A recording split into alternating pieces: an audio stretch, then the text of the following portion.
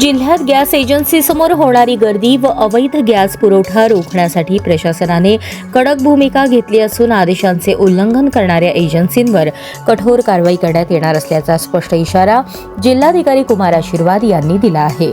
23 मार्च रोजी प्रशासनाने स्पष्ट निर्देश दिले असतानाही काही ठिकाणी गॅस सिलेंडरसाठी एजन्सीसमोर रांगा लागत असल्याचे निदर्शनास आले आहे।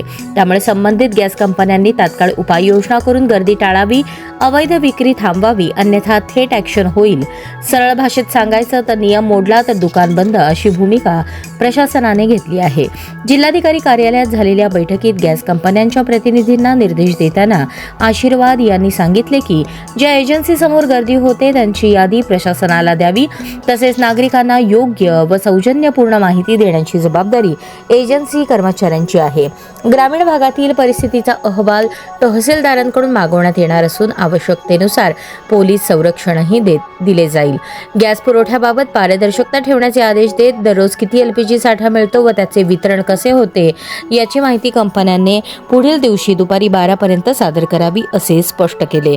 प्रशासन व गॅस कंपन्यांमधील समन्वय वाढवणे हेच पुरवठा सुरळीत ठेवण्याचे मुख्य सूत्र असल्याचे नमूद केले। जिल्ह्यात एलपीजीचा पुरेसा साठा उपलब्ध असून ऑनलाईन बुकिंग नंतर सरासरी 4.5 दिवसात घरपोच सिलेंडर मिळत आहे। त्यामुळे एजन्सी समोर गर्दी करण्याची अजिबात गरज नाही।